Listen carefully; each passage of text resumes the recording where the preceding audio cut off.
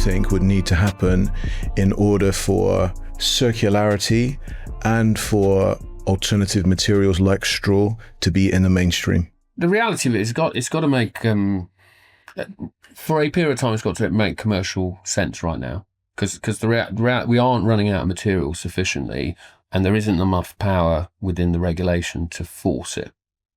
So it's got to make commercial sense. And the reality of it is that, but we're keen to do it. So we've moved to timber frame because in our simple, and I love hearing your views, guys, but from our simple point, timber grows. It naturally grows, it gets reused. So for us, and it has a low embodied carbon, it's got sequestration and other things to it. So what we've been able to do is combine what we believe is something good for the environment with actually making business sense, because it's readily available, because that is a key point. Now, part of that is that we have got science-based targets to hit as a corporate in the FTSE 100. So there is our group sustainability director, Bookie, has been able to bring in that all these embodied things are going to affect us, and we need to start moving. So there's a financial incentive that's there. There's starting to be one. Right. Plus, actually, timber frame is there or thereabouts on cost, and it's making so. You've got all these things aligning, which means actually we're doing it now. We're over 4,000 timber frame homes built. Over 30% of our homes are timber frame, and that's only going to go one way. We bought a timber frame company. The other extreme is a fantastic company trying to sell me sheep's wool out of Wales for Cosmoston. So, and it's more expensive, not readily available. So if I did even say to them, actually, do you know what? I do 16,000 homes. Give me the sheep's wool. They can't do it. And actually, thermally, they're worse than a mineral and a stone fibre. So I will look to use them at Cosmoston on an innovative flagship project. But for me, I don't like doing that because I think it's false hope. I like doing it if there's an end point that we can help the sheep's wool company become a true company that supports us going forward. So we'll do it because I think there is an opportunity there. But I suppose those are the two extremes for us of my team's job, our job is to align us, and we work hard to enable the business to see the alignment, to make those choices. Because when I joined 10 years ago, we weren't doing timber frame, so we aligned it all. Now, everybody's like, right, we are going to be doing a lot of timber frame because it makes complete. Now, I have to do that. We've got 52 different innovations in my pipeline. We have to, and many of them are sustainability based or driven, as well as labour shortages and other things. We've got to line all those up. So I don't know if that helps answer the question. Yeah, I think definitely the supply, I totally see that. What do you see, Paul, on that side? There are certain products, because it's my background as well as as a builder, in design, in technical, and from our point of view, we have no problem supplying you with all the material you want. Okay. As in, for every 10 hectares of forest that grows in Scandinavia, you have 100 and that takes 60 years to grow. You have 100 hectares of straw that grows every year, and it's pretty much the same ingredients as wood. So you have the same actually higher insulation values, less wall space needed. We're completely, and I'm not just doing this as a sales pitch, but we are completely modular. So you can actually build a house really, really quick. Yeah. And it's all delivered to you, training, education, everything's there. And one of our factories can supply about 60,000 square meters of walls a year on 2 shifts. So that part we've taken out of the equation, that it's not ready to build. You can't get it. We're at scale already. We're just finishing a 12-story apartment building in Sweden, and the biggest wooden logistics centre in the world has been built in Holland at the moment, which is 155,000 square meters. They're putting up 700 to 800 square meters a week. Is that with a steel portal frame, or is that all wood and straw? Nothing. Wood and straw. So you got double load bearing timber frame. No, it's not even glue lamp. It's just C24 2x4s. all certified fire. 12-story apartment, did you say? 12-story apartment building. The core of the apartment building is CLT, Okay. and ours is infill, but we can do up to 6 stories load bearing. Fully certified, EPDs, LCAs, everything, and we're actually rolling already. Housing estates in Holland being built with 89 houses, another 14-story building going up in Holland soon. Developments in Sweden, Denmark, everywhere. And it's basically, you say you have X amount of innovation projects within 53 innovation projects, 52, yeah. Then, that's what we do now. We're working with a developer like yourselves in Ireland at the moment. We're building an innovation center with them. We're doing one of the houses so that they can showcase that. They're also doing like thousands of homes every year. And that's where we are. We're in the B2B world. We're dealing with developers.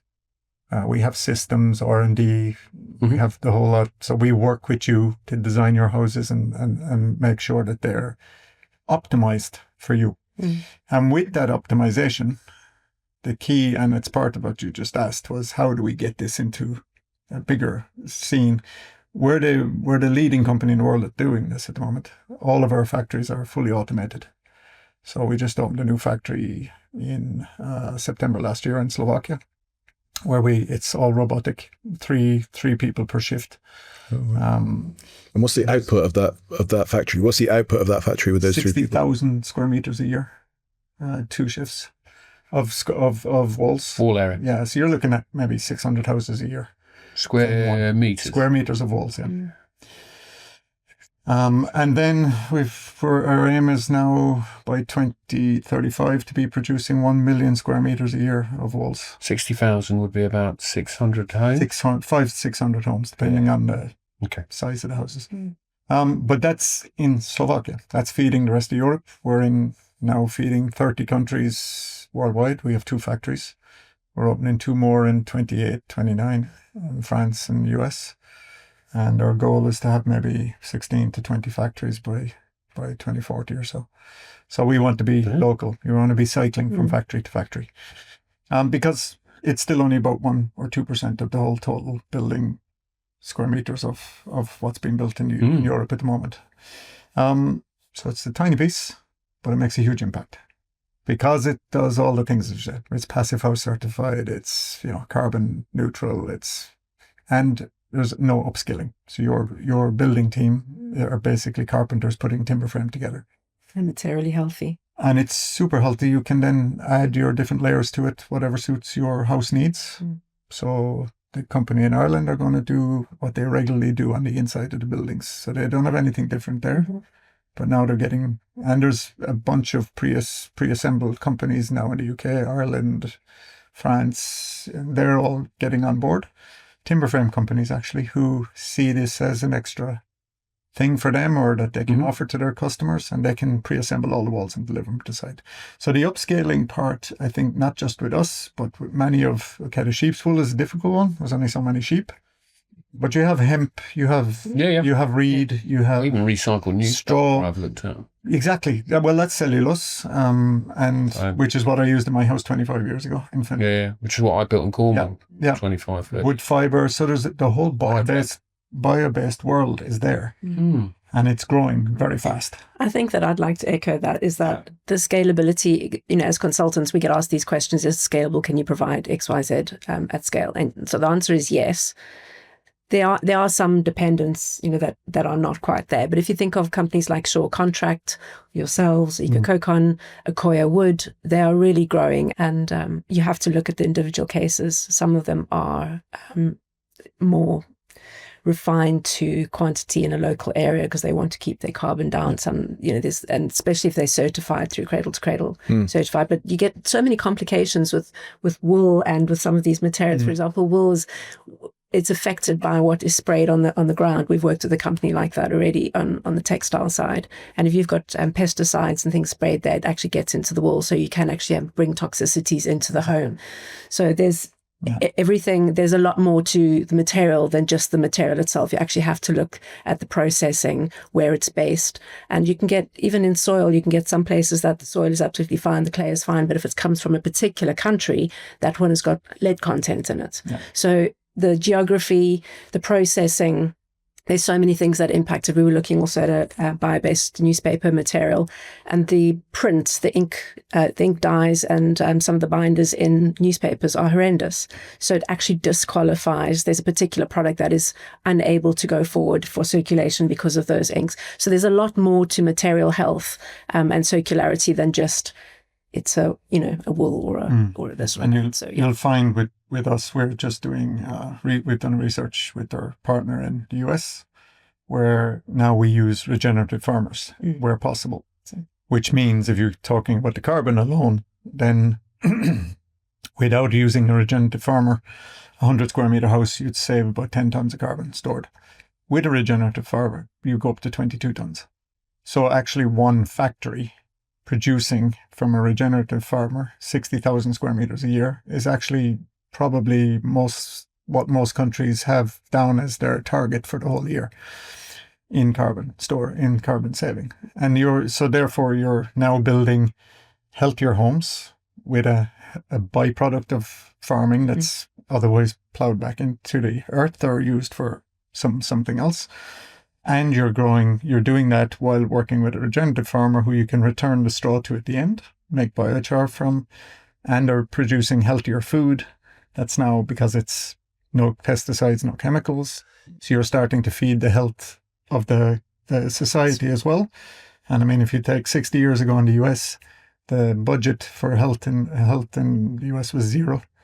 Now it's 431 billion every year. Paul, can you just explain what the regenerative farmer is, just for those people watching and listening? A regenerative farmer is actually going back to the old ways of farming. So you're basically taking, there's lots of documentaries about this now on Netflix even and in other places. So many years ago, like 60 years ago, subsidies came for farmers. So they were subsidized by the governments in America. They were then said you have to plant X amount of produce that's going to feed, so maize and other things. And every year they tilled the farm. They broke up the soil. You had the sand storm, what's it called? The sand areas in central sand plains. And they took away the regenerative farmer. Before that, farmers used to move the farming around the farm to different areas, and you would move the cattle with it, and the cattle would fertilize the fields, and you're not tilling. So the roots of the topsoil was quite deep. Now we've very little topsoil left. There's like 60 years of farming left. If we keep going the way we're going, we will lose the topsoil.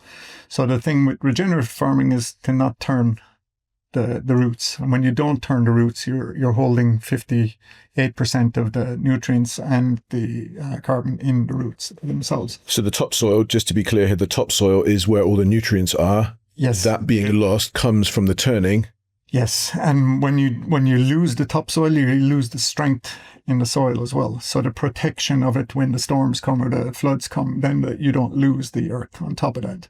Now, when you're doing that with farming, whether it's wheat or oats or anything, your roots become stronger, your stems become stronger, your plant is stronger always, and you're not having to destroy the field. So they're always strong, they're always green, and even when the storms come in, they're not turning. When you turn this topsoil, which is what happened in Central Plains in the States, when the storms came in, it was just this sand, earth blown away, and they lost all the crops year on year. Farmers were going bust. The government was buying up their land. They had too much loans. They couldn't, so they were gone. And that's what's happened in a lot of America. Now you have a regeneration of regenerative farming. It's becoming huge again. Okay. Yeah. And if you work with these farmers, they're really, really happy to work with you. They have the same principles and the same goals. They want to create a healthier society as well. So there is that. We're now looking to work with more regenerative farmers ourselves, which then obviously suits us. You can call your EPDs or your LCAs like a lot stronger because you also have full circularity. You're taking directly from them, and after 50 years of 100 years of the house's life, if it goes to the earth, it's gone. You can redo the straw back onto the farmers again. And they will fertilize the fields with that again. Plus, everything that we've done, we haven't even tried to do this, but we're even designed naturally for disassembly. So you can come along to our walls after 50 years and just lift them out and use them somewhere else, or redesign them, or they can be all screwed apart and reused. So you have, it's just a lot of companies are thinking like this. And I think what you said about having all these innovative products, I think it's fantastic that you're going down this route, and everything you've talked about, how you're trying to tackle things is really good. I think there's just a world of materials out there that need to be tested. And from my experience of dealing worldwide now with developers, they're waiting for someone else to do it.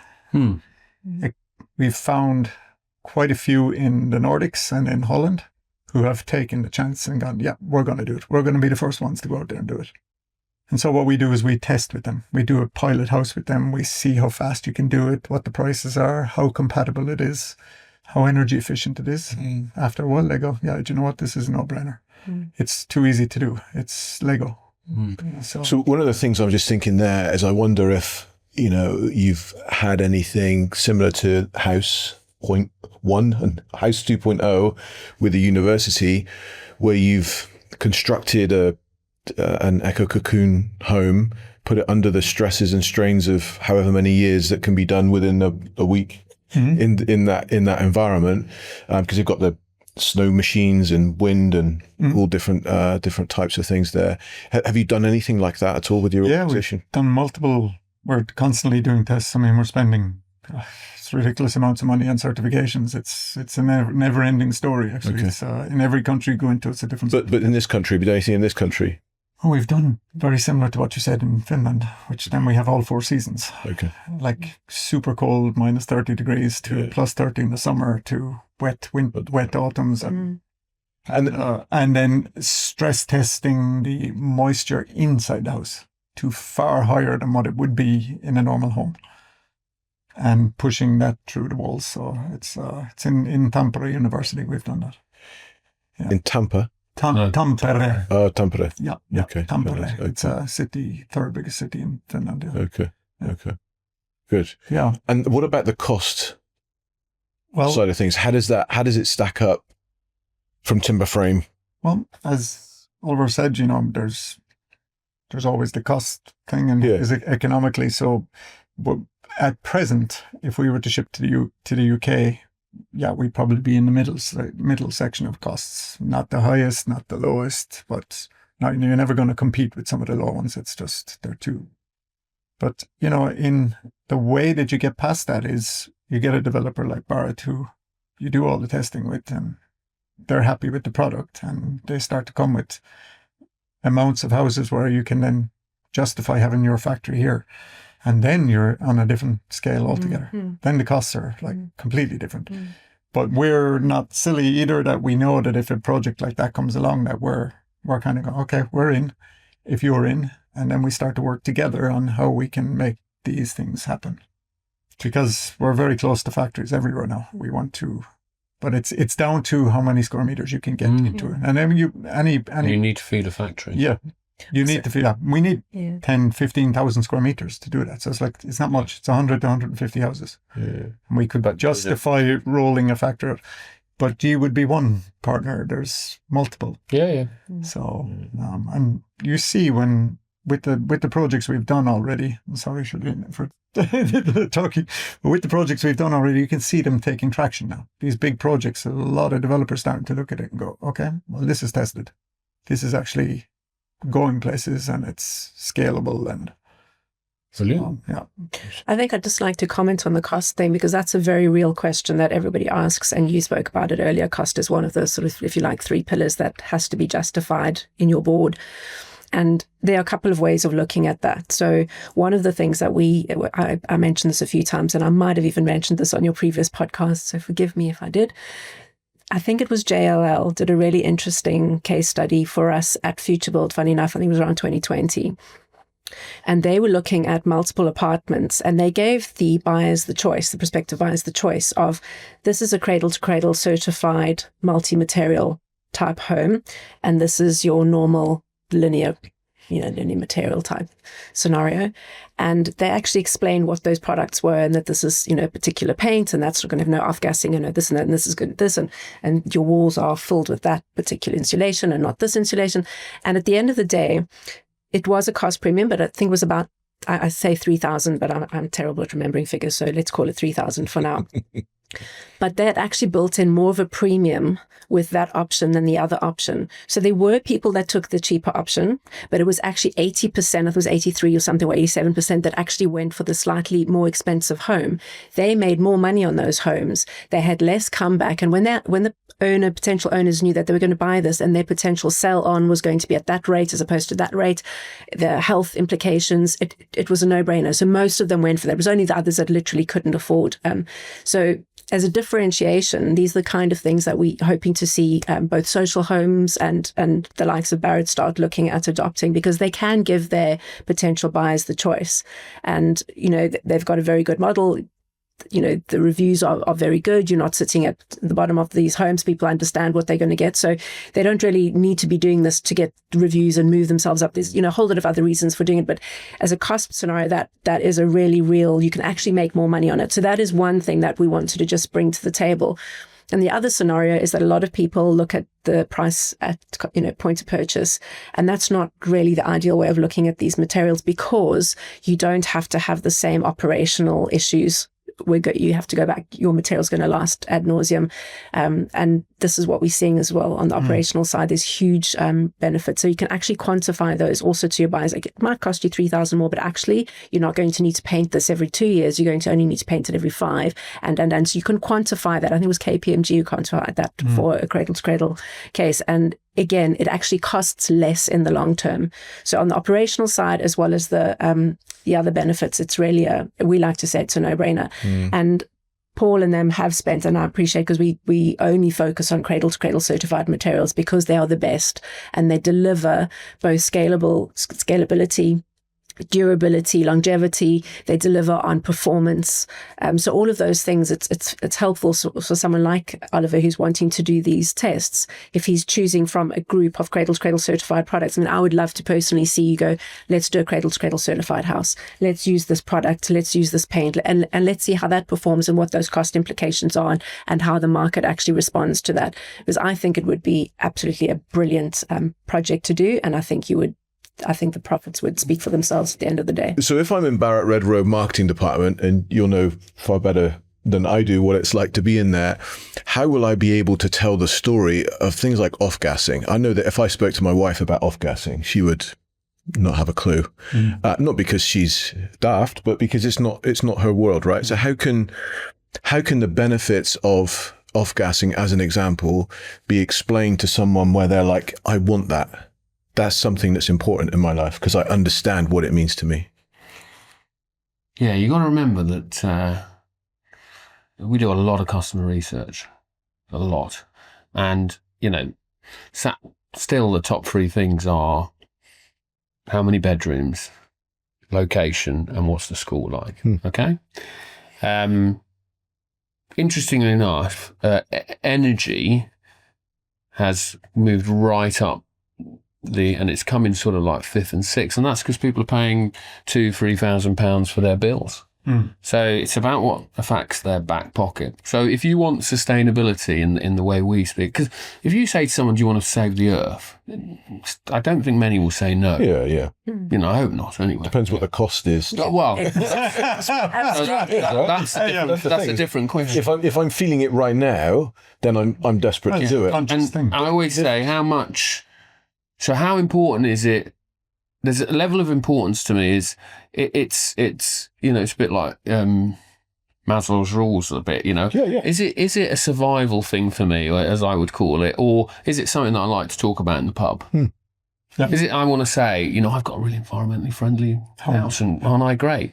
Or do you believe it? Yeah. And I'm willing to pay for it. Yeah. So I think the reality as we stand today from our research is sustainability at that level of material. So that's the other thing. Most customers do not know what their homes are built from. Which is what I was just about to say, that actually. If you walk with some of the projects that we're involved in, actually, if you walk into them, you won't know any difference. Then No. you'll feel the difference in the house, but you don't even have to tell them what it is. The difference is it's not just about what you will have a cohort of customers who actually are looking for that type of house. Yeah. Will ask, they'll be down the pub going, I'm living in a timber or straw house. But I think you'll find that they will be like 2%. But as Darren said, it's like it's a conscious thing too. Some people are just not at that conscious level that they're doing it. They're looking for a quality home that they don't have to do so much to, and the energy bills are low. I totally agree with you. But that's what you can offer now at scale.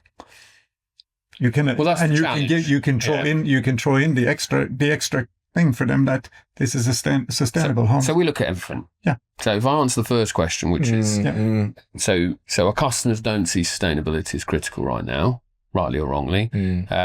Part of our job is to help in that journey. So we built a house, the Z House, where we looked at everything from recycle plastic bottles in curtains and in carpets through to paints that took in the nasties and let out the goodies, as I call it. So we did all of that. We have over 600-700 show homes, and many instances the guys that are coming in to do out those show homes, one of the things they're told to do is look at sustainable materials and the usage of it. But it isn't strong enough that it's making us move yet. So therefore we have to lead it. And I think that's right for us to lead it. So yeah.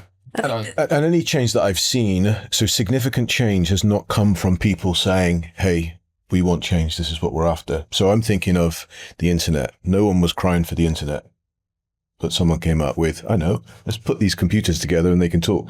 No one came up with an iPhone and an iPad. I actually criticized the iPad when they first brought it out. I'm like, why does someone just want a bigger version of an iPhone? It doesn't make any sense. I've got one. So it's that it's the innovative companies that shape and change society, at least from what I see. Yeah, I mean, it's the why. I always go back to the why. It's being led. So, when petrol went up to whatever, £2 a litre, they had the biggest sale of 1.1 litre cars ever. So customers do help you change your mindset. And then all the car manufacturers started developing 1.1, 1 litre, or 1.4, 1.6, really low petrol usage. Same for us, we're quite clear the cost of running one of our new homes because of its energy efficiency compared to a Victorian home is very different. So we know a lot of customers now, when they move to new homes, bills will be an important component. And there's loads of reasons. You're you need two people to be earning now to buy a home. So anything where you can save to help, and everyone wants, I think the world, but definitely the United Kingdom view is you still want to own your castle, you still want to own your home. It's very different in Germany and Holland, where renting is a much bigger thing. So there's a different model in that renting step. So there's loads. Then you're dealing with the developers who are building buildings. That's who you're selling to, because they want to build the buildings and they rent them out. So then the maintenance becomes critical. Exactly. Yes. So if I'm talking to we've got good relationships and growing relationships now with PRS, private rented sector guys for like Lloyd's and all these, they are much more about, the big things they're pushing off are zero builds. Yeah. Interestingly enough. So they're a big push for that. And they want low maintenance, because they are the ones that have to fix it.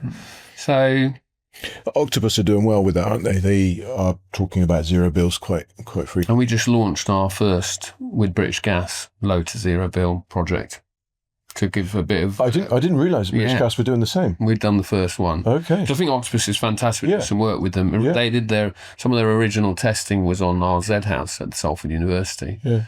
We're doing some work with them. But it's important that, one of the things that's important linked to your volume is that there's a number of people that come in. So you all success, and I'll be interested to look at building houses out of straw, but we would want others to be coming in.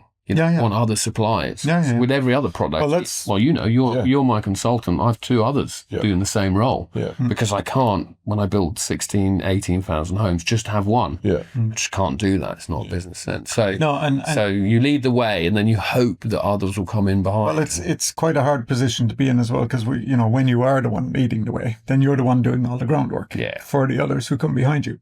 And that's where we're at the moment. I mean, that's why it's we are building our teams. We're getting out there. We have professional salespeople in each area to try and work with companies like this. And we build what we call success teams with each developer.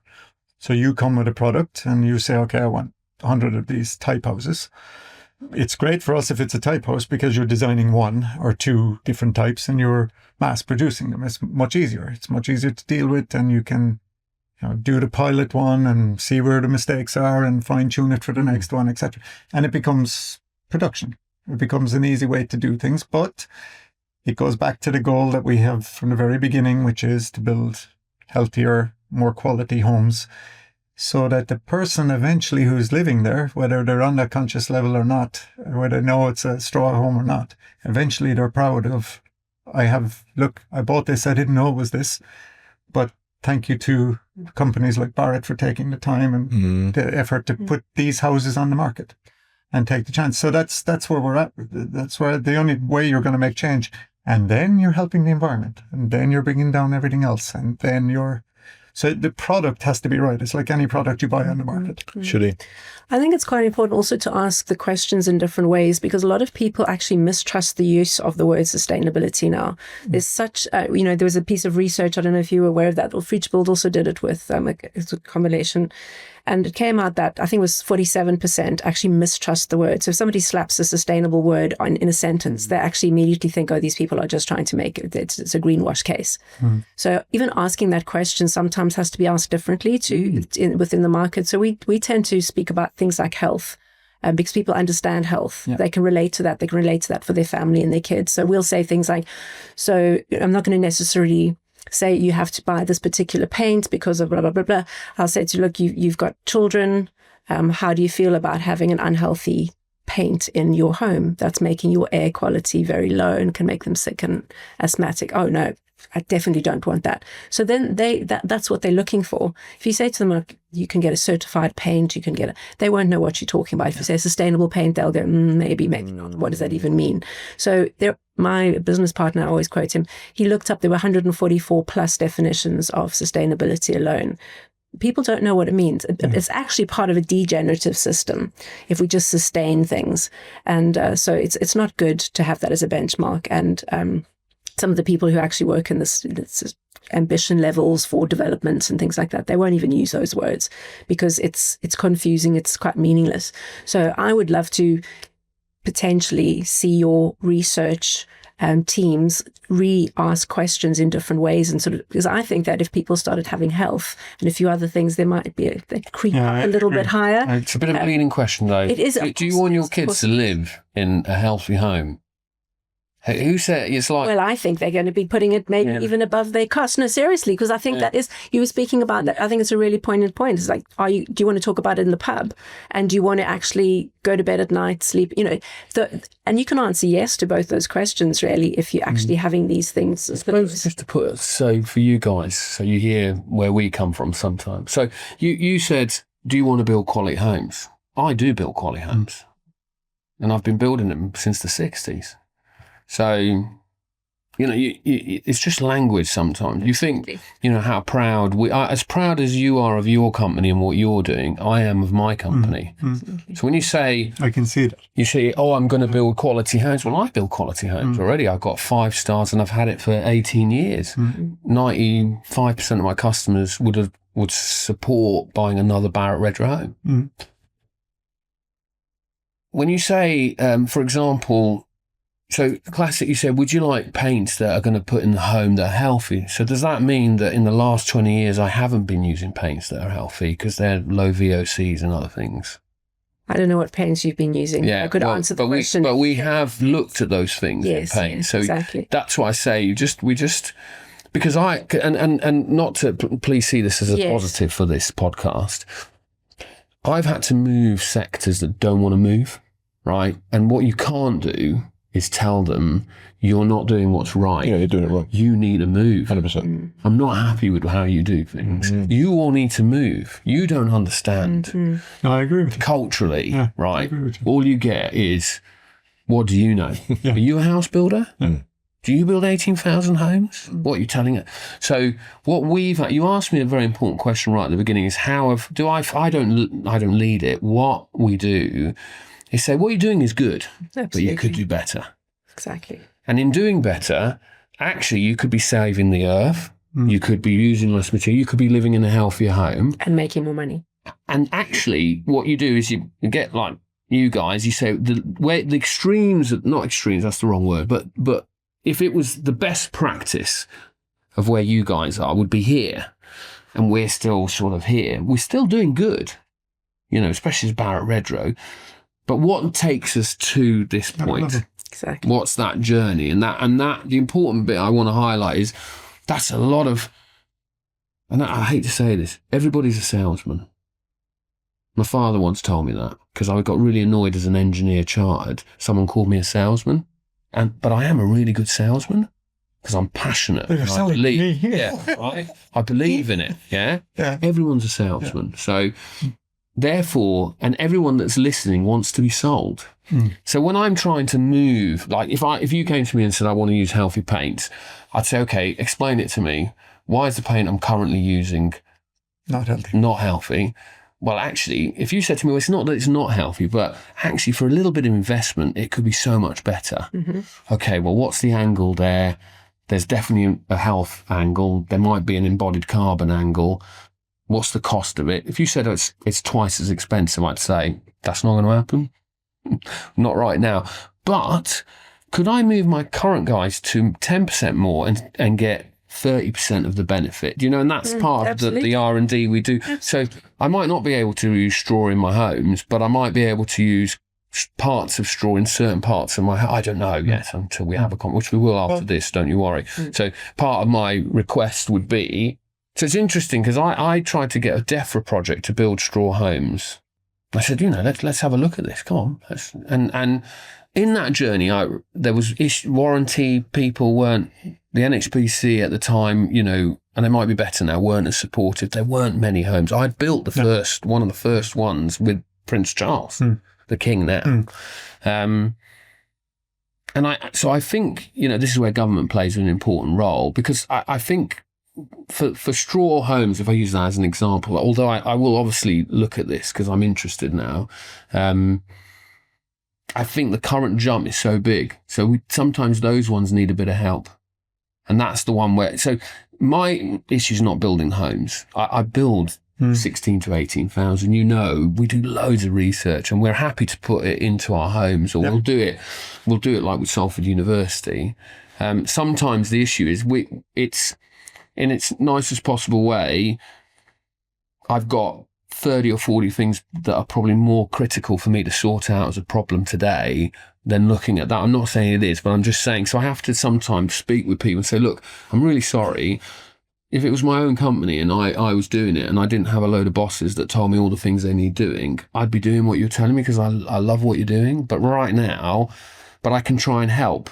So I don't know, I've gone around the circle a bit. I agree. I think that's right, though, because everything has got a hierarchy of importance, hasn't it? So, and I really love the point that you've made as well with reference to doing things by margins and increasing over time. And I think that principle works for good or for bad, right? You get good things out of your life, bad things out of your life by turning the dial up ever so slowly.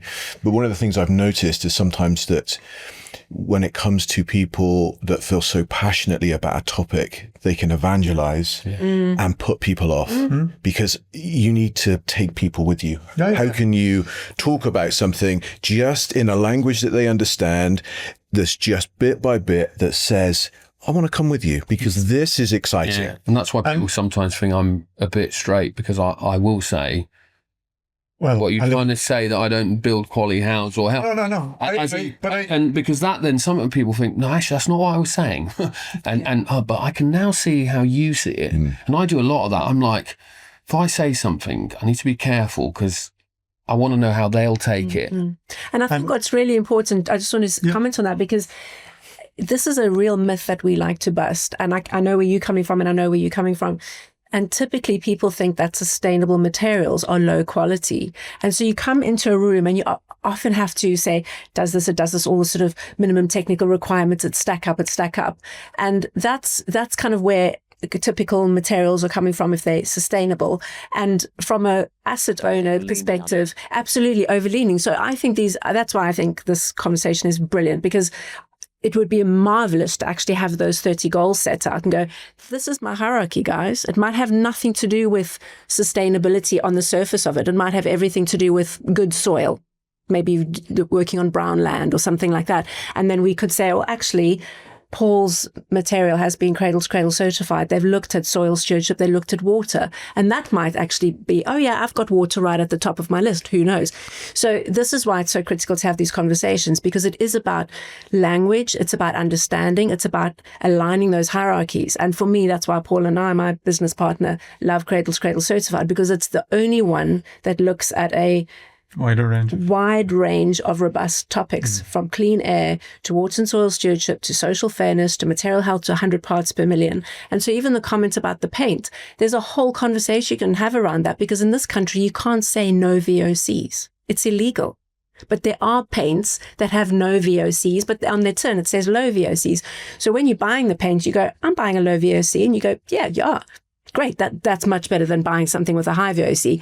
But they're actually materials that have no VOCs, which are existence, but you wouldn't even necessarily know that. No, so these are the kind of So these are the kind of things that there's so much to know about with materials, and you might be going, well, actually, I want to really, if I can do an OVOC, let's do an OVOC. If it's pretty much in the same price bracket and it performs the same or better, tick, that one's done. So these are the kind of things you want to sit down and go, you know what, I'd love to know what your top 5. So the interesting thing is, I assume you've got all the certification. Because if you haven't, we ain't doing any work. Yeah, absolutely. I mean, it's like a no-brainer to me. I mean, that's who I get annoyed with when they sell me we're twice as quick, we're all fully certified, Oliver.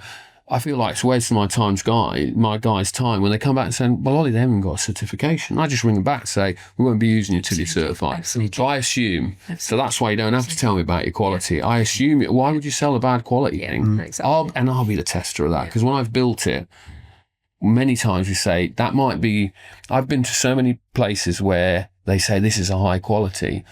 When you are a homeowner and you walk around a home, trust me, you have got a spyglass out on quality, you do. right? Because it's your home, right? I know. So I've walked around factories and said, that's not acceptable, but that's high quality. No. Yeah. You've got a bit of shading here, you've got a crack there, you've got, really? I'm like, well, yeah. If it was your home, would you be happy? Yeah. And the other thing is, as a builder, because I had a building company, we had like 50 people working for us at one stage.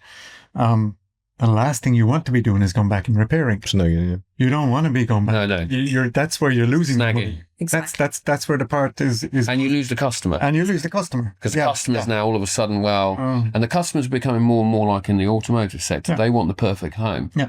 They don't want. Well, they're paying top money, all the money they cars. have. Yeah, all the money they have in the world to buy this home. So it has to be. Yeah. Quality-wise, very good. The other thing I thought I'd really touch on is, so as an example, and I'm just throwing on. So there is a big push now around water scarcity and other things to get land. So if you think for Barratt, and I always say this, what's important for me is that I keep my business building. So if bricks run out, I have solutions. Yes. Yeah. If bricklayers run out, I have solutions. In those 50 ideas I've got, there are things that if I run out of roofers, tiles, bricks, I have solutions. The other thing that's important is I get land. Because without land, I don't build. Yeah. That's my critical component. So if your healthier homes and circular economy allows me to get land, because local authorities and planners say, not for all land, because I'm not going to build your system on all houses. But if they said, look, there are certain sites that are in brownfield, that's what sparked me, where we've really been terrible. It's an ex-petrol station It's poisoned the land. So what we really want to do is bring great environmental healthy products on. So we will help release planning where we wouldn't have before. So there are ways of doing this sort of stuff that makes us sort of say, okay, we'll engage. We did Cosmoston net zero carbon because the Welsh government said if you want to deliver 576 units, you need to deliver it net zero carbon. We would have never gone anywhere near that previously, but now we're like 576 homes. That's a lot of homes. Exactly. But and I totally agree on the point, when you say we know that other people are building quality homes, and what we're doing is we're trying to show them the options that are there with materials that are in abundance. So you're not going to have to look around for other materials because they're always there, and eventually they will be British straw and British timber and British. So that's why we want to get into each country as well. So you're cutting down on the wood.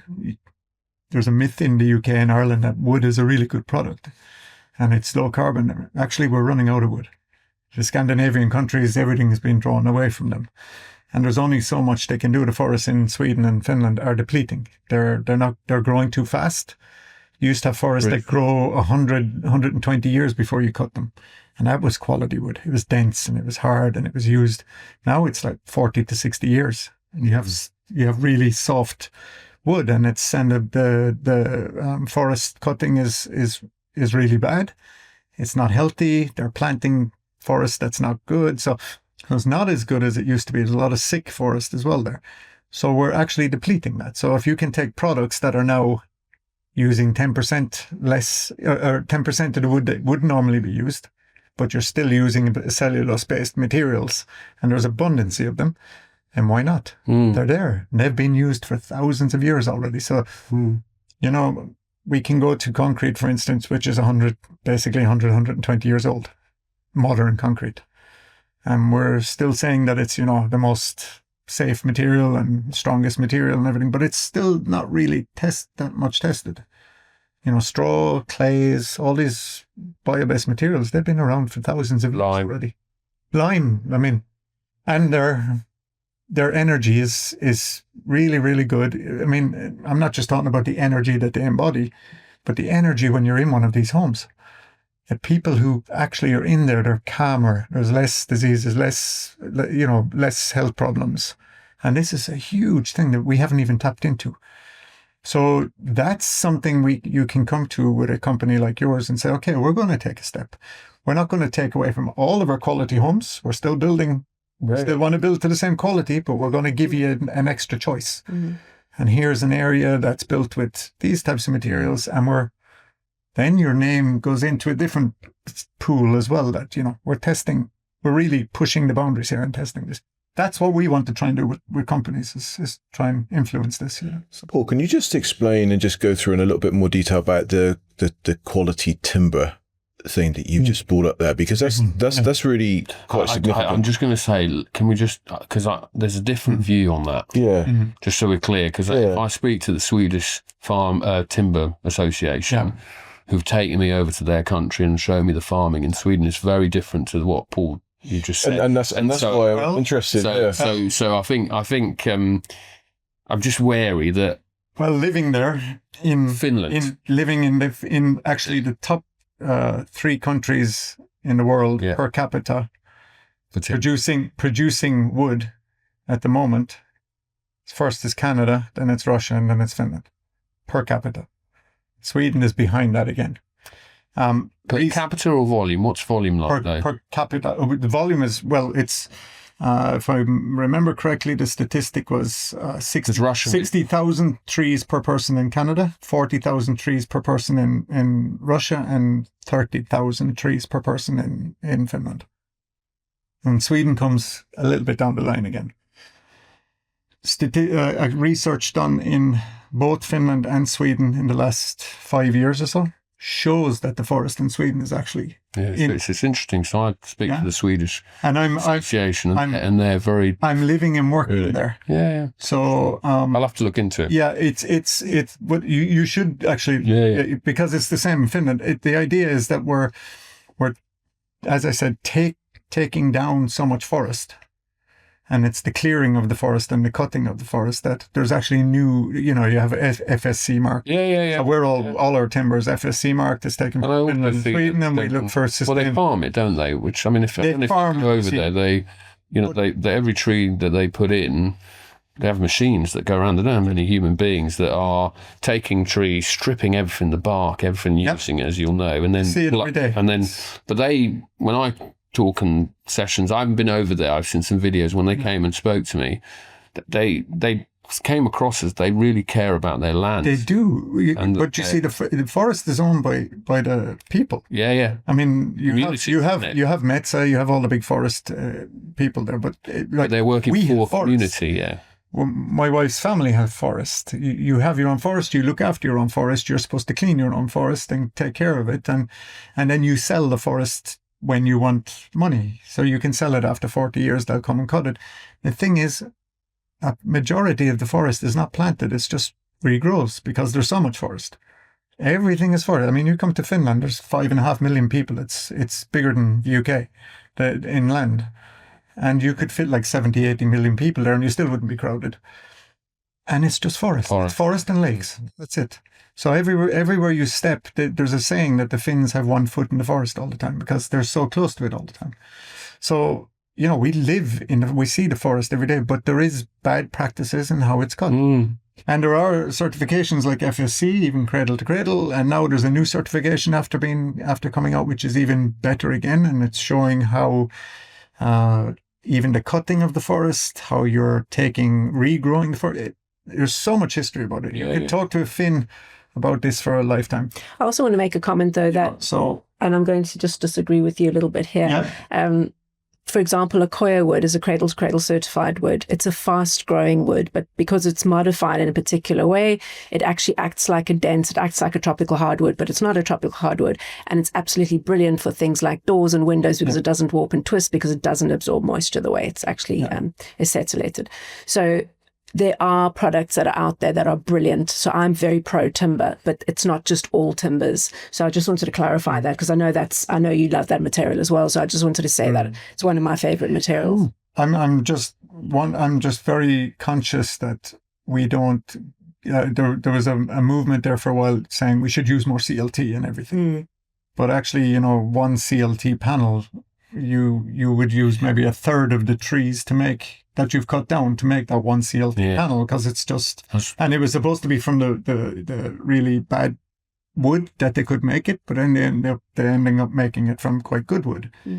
And so you've all the bark and all the outside layers of the trees all stripped away, and it's just brought down to this. So we don't have enough trees to supply the whole of Europe with wood. I mean, part of Central Europe doesn't have any forest left. They're taking everything from Finland and Sweden, and that's not sustainable either. So my point being is finding other materials and using the pulp from the trees that are cut and making wood fiber insulations and OSB boards, and there is an abundance of other things that can be used. There's even, straw has developed so much now in hemp.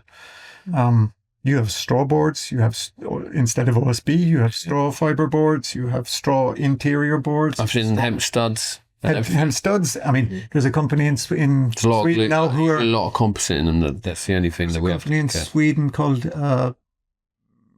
Woodtube. And it's instead of using studs in your walls, you're using cardboard. But it's hardened cardboard, and it comes in the same dimensions as a wood, like a 2x4, a 2x2. It's incredible. And you're using this for your studs instead, and you're able to screw into it. And do you know what's important? So much stuff. Yeah, it's 5 years ago, 3 years ago, maybe even 2 years ago, we wouldn't have had this conversation. No, I agree. We wouldn't talk about embodied carbon and health. We were just dealing with operational. Yeah. So we've come a long way. Yeah, what excites me is that there are definitely pressures and drivers for large organisations to be strongly reviewing embodied and health. And that's coming more and more on the radar. And materials. The options and materials. I see that for me as embodied because the reality is the materials we've standard used, there's they've got high embodied carbon. You know, if you look at cement, steel, they're, you know, which are substantially the products that we use, you know, bricks, tiles. I also wanted to ask you, sorry to interrupt. No, the other thing that we haven't really spoken about a lot today is circularity and circular materials. So there's a huge amount of wood that is available actually in this country that is secondary use that could be made for CLT panels. We know we worked with UCL and we worked with a group, and so there's a lot of materials that also could be unlocked, especially if you are doing innovations, which is music to my ears. I have to say, the fact that you're doing 52 innovations is really, and I commend you for that. That is really amazing. There's not many that we know of that are doing that and are prepared to even have further conversations and say, well, maybe we can test this, even if it's a small part. We are all up for pilots. So we did that with the Environment Agency. And when they tested Accoya wood in the fender, world's first fender, I've spoken to you about this before, and it's got little hobbit homes, it's got crenulations and undulations, so under the water you can have all little crabs and little fish, little fish hidey holes, and above for seedlings and things like that. So these are the other things, and we were speaking about regenerative a little bit earlier. It's also about looking at your materials and going, okay, this is kind of our standard home. How can you improve that? Bearing in mind, these are my top 10 of my hierarchy. Those kind of conversations would be absolutely brilliant. We go, okay, well, we could actually do a living wall here. We could do this here. We could do that there, and it wouldn't cost you any more. And it's going to give you this and this and this and this, that. And it's going to, and at the end of the project, you actually end up getting such extra goodwill for your company. And that's quantifiable. That is really quantifiable when you can say, we are doing this, we're delivering them, we've got extra, everyone's happy now or happier, and we've moved our, whatever, 95% people are happy with your homes. Let's get it to 98%. Maybe that's one of your criteria, objectives. I don't know. We had a company recently saying we want to double our X, Y, and Z. We're like, okay, well, let's work out how to do that. And that's incremental. That's not going to happen overnight. But what are those ones? Let's see how we can unlock your land for you. If unlocking land is one of your top criteria, fantastic. We had a conversation with Berkeley Homes about this a while back, about how do we actually unlock the brownfields? What are the conversations? What's the language? So sometimes there's small little tweaks that need to happen, and then you can go in with that research and say, X, Y, Z, ready to go. Exactly. It's in the design then. I mean, keep economies at scale, have all the factors in one thing. So materials, economies, what you get back from it. So what's quantifiable for you. Everything should be done in that design stage, in the research and design stage, all the way down to like energy, airtightness. These are really key factors in keeping a house warm and energy free and almost off grid. You can run these houses really, really cheaply afterwards. So there's a long-term economy for you. I'm going to build this really, really healthy, and I will say still quality home, but you're getting now a long-term kind of payback from it. Absolutely. And working with there's, as you said, you were working with one company. I can't remember. You said a wide range of natural materials that they offered. NDT, I want to say. Yeah, and we're working. We're now connected with Ecological Building Systems who are doing the same. So they have they're now like our sales distributors in the UK and Ireland. And that's why we connected with them, because they're pushing the same way. It's all about like how to get the right materials into the buildings from the beginning, and the training, the technical. So everything comes with it. And this, success teams working with you. And I think this is something that we need to push, as you as a company needs to push, that this is what we want to work with, because we want that quality and we need the teams behind us to do it. And that will make other companies also wake up and go, okay, so we can't just say we have sheep's wool and we'd like you to use it. We need to show the quality if we want a company like you to take it on. Absolutely. And it all starts to come together. And that's something that Cradle does as well, as they make you gain the quality. So every company you work with, are they cradle to cradle? How are they connected? How, where's their background coming from? So all of a sudden the chain grows, and you've got quality across the board, which you can then offer to companies like yourselves, I think there's three things, just really quickly. I think one, so one of the biggest drivers is our target to be net zero carbon by 2040. So that's what we said as a company.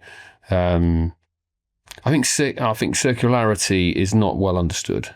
Absolutely. Okay, so, and it's not high on the agenda right now because it's not well understood. But embodied carbon was like that 5 years ago. Exactly. To be honest with you, and now everybody knows it is an emerging market, and we've all our suppliers have to have. We're starting to push to say you have to have basically environmental declarations, EPDs, yes. or you in the future you won't do business with us. So I think that's a key component for me, is also that I think it's important, like we did with embodied carbon. So we did quite a lot of sessions with our supply chain with embodied carbon, brought experts in so they could, we even helped them introduce them to consultants that could do EPDs for them.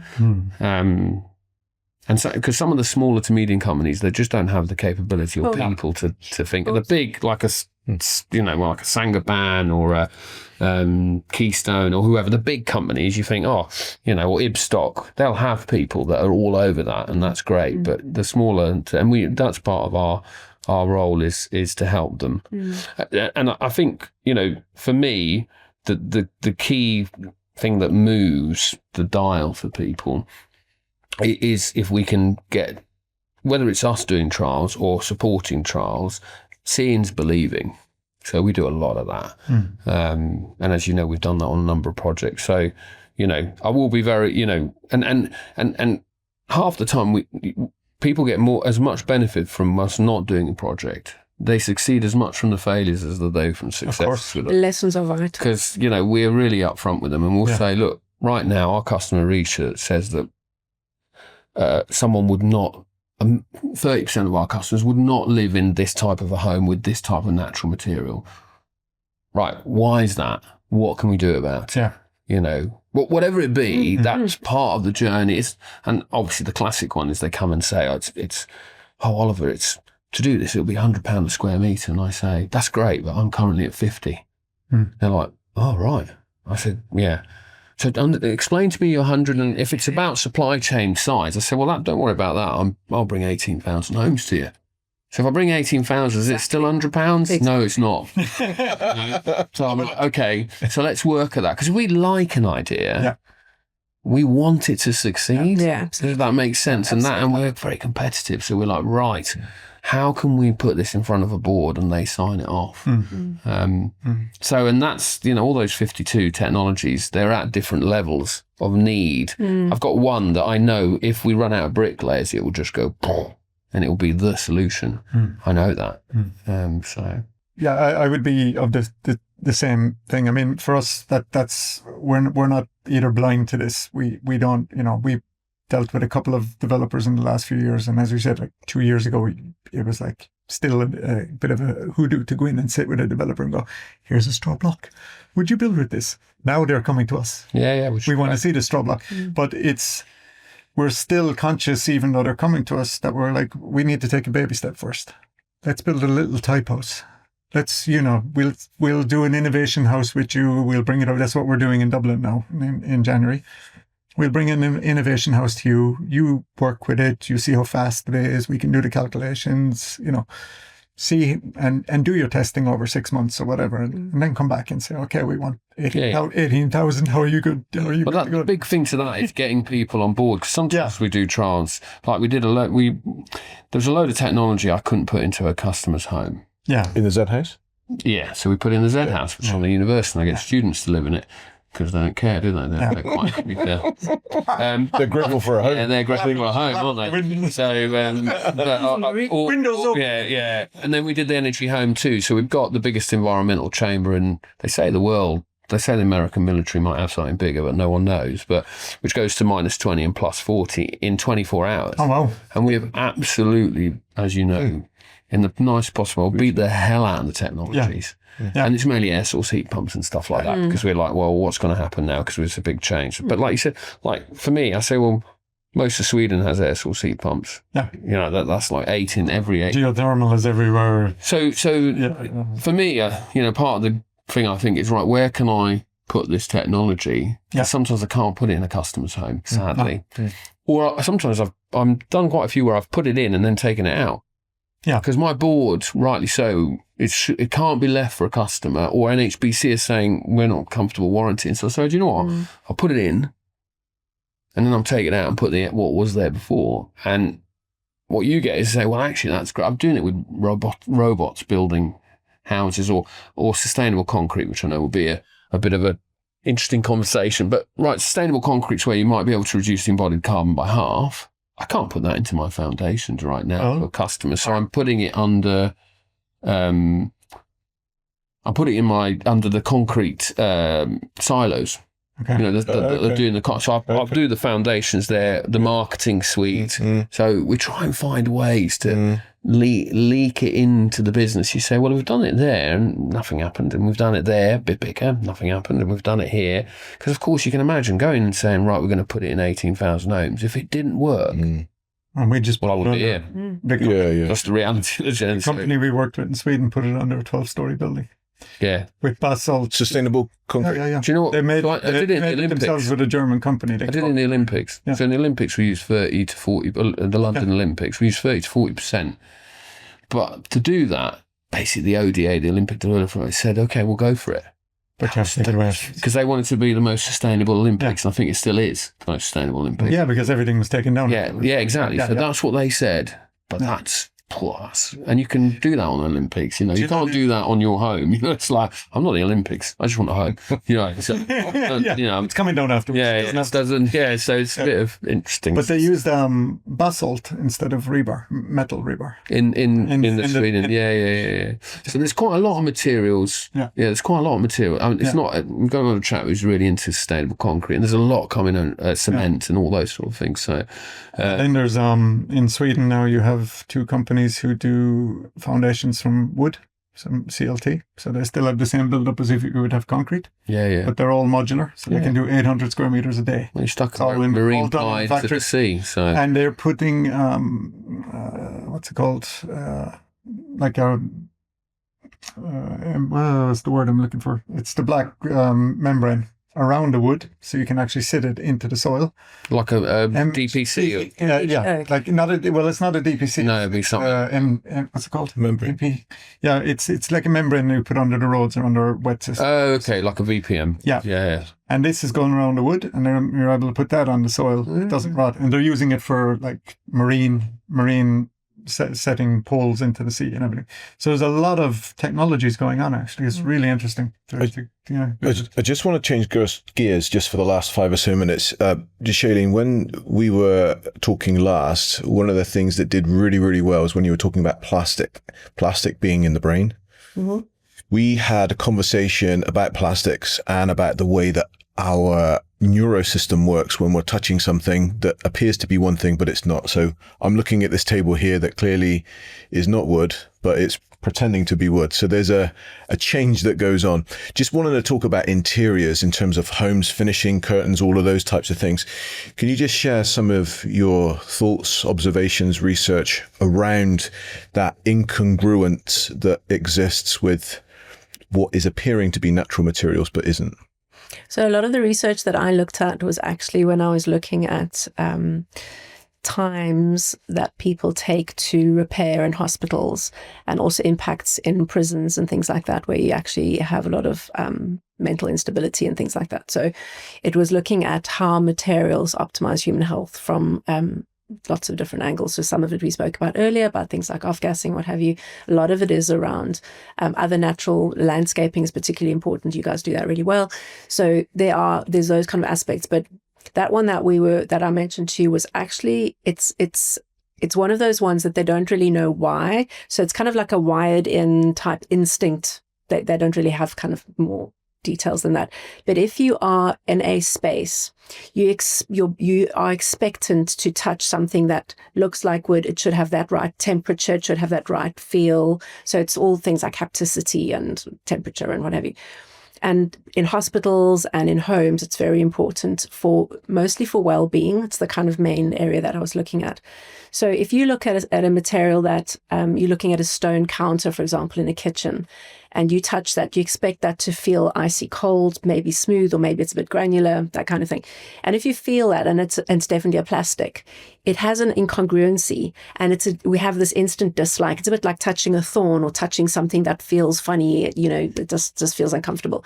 And that uncomfortability has a neural effect on us. So it can do one of two things. It can either speed up our healing, our physiological healing. So that's why in hospitals, depending on where you face, how you've actually arranged, what the materials are, there's a whole combination of things that actually can amount up to a 3-day faster healing, for example. And equally, if you have certain incongruencies in the design and the materials that you choose and how you actually arrange that. So it's quite a combination of things that can equally give you a sort of an uncomfortable feeling. It can be the simplest things. You walk in a hospital, if there's very high ceilings, that can make us uncomfortable. If it's too low, it can make us uncomfortable. We have these kind of space relationships with space that are intrinsic to us. It's not a learned thing.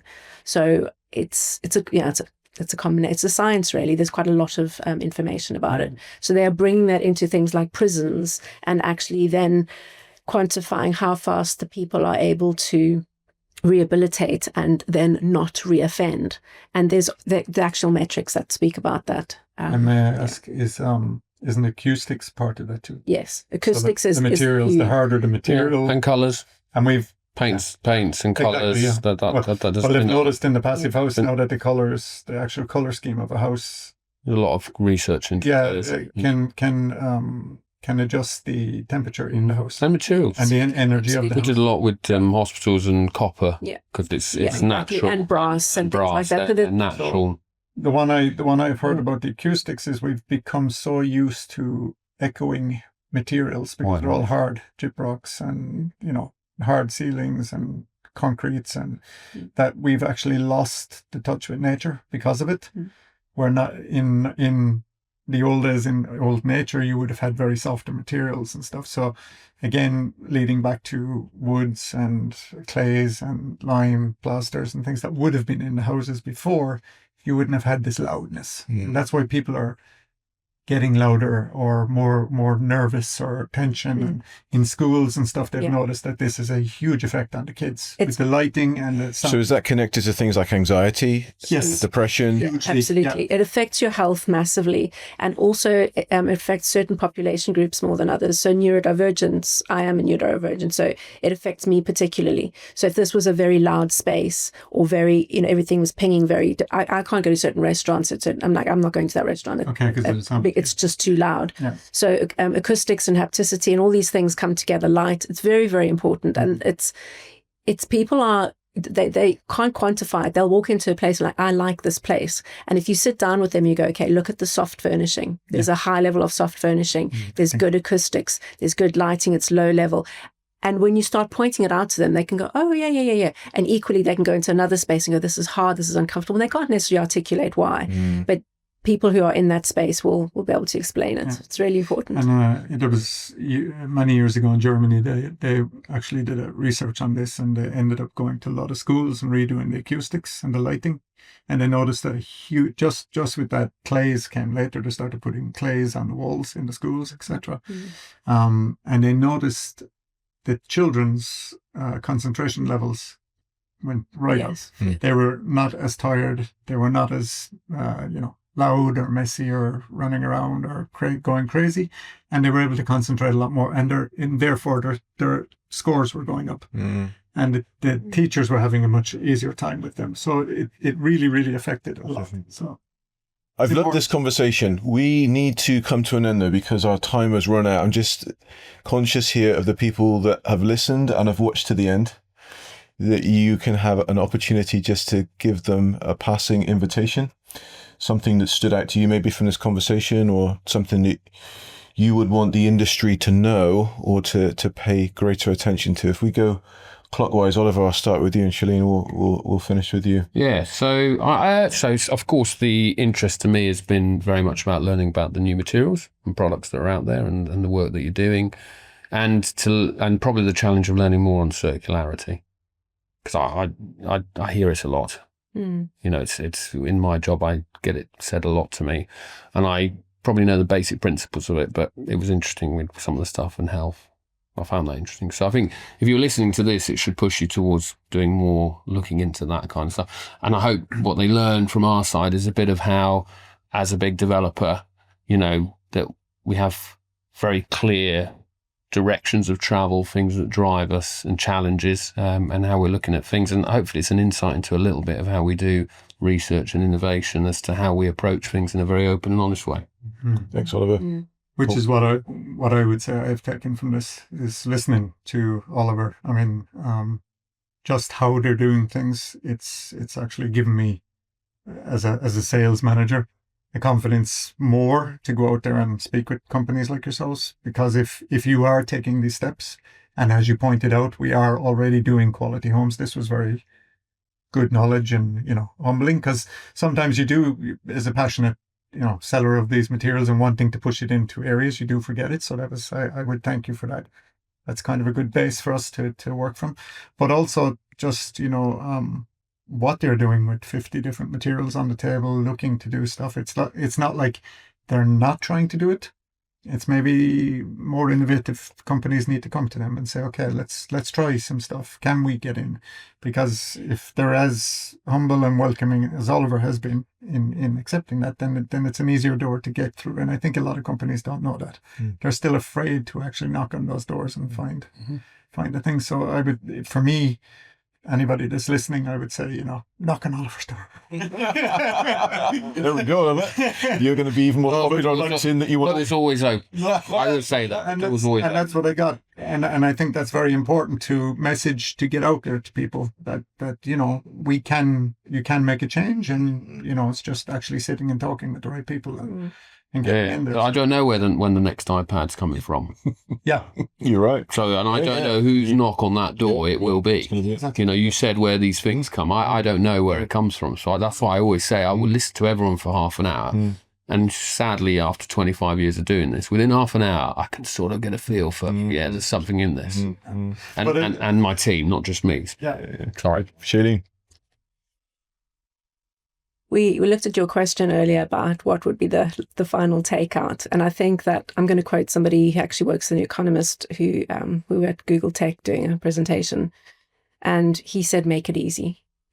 And so I think that the likes of ourselves as consultants, and I just want to say I work for 540 World. I don't work for Cradle to Cradle certified just because there are legals in place and we are a knowledge partner of theirs in this territory and they are of ours internationally.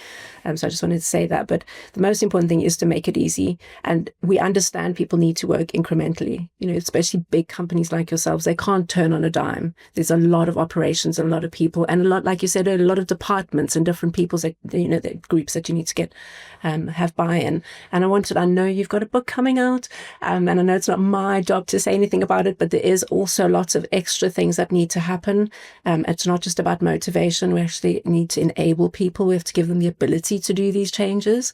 And also, I think today was really powerful for myth busting, because I'm hearing you going quality homes and you going quality homes. We're actually both speaking about quality homes, but you kind of might have come from and I'm not saying you did, but you might have said, some of these things, straw homes, maybe, maybe not now, maybe later. And I think we've bridged a bit of a gap. Potentially, that's what I feel. Yeah. I feel like actually this could be something that we could continue the conversation with, and I think that's really powerful. So I like the fact that there's multiple dimensions and that we can actually have further conversations to say how can we align these even better. Good, thanks. Yeah. I just, in conclusion, just want to summarize. You had set the company up in 2007. The idea for me setting the company up was to try and help organizations get from where they are to where they want to be, not to try and force anything on anybody. I don't have a history of construction, but what I have is a desire and a passion to help people. And it's wonderful for me to see the massive change that's happened since 2007 to where we're at now.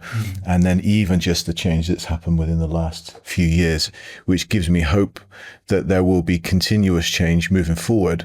But the change isn't the materials. It's not about the calculations. It's about the people. It's about the people having the discussions. And so I'm grateful for all of your time coming onto this podcast, and hope that others will be inspired by the discussions that we've had to increase and encourage that change. Thank you. Thanks. Thank you. Thanks for watching to the end. I think that you'll like this, but before you do that, just make sure that you've commented and liked below, and also that you subscribed.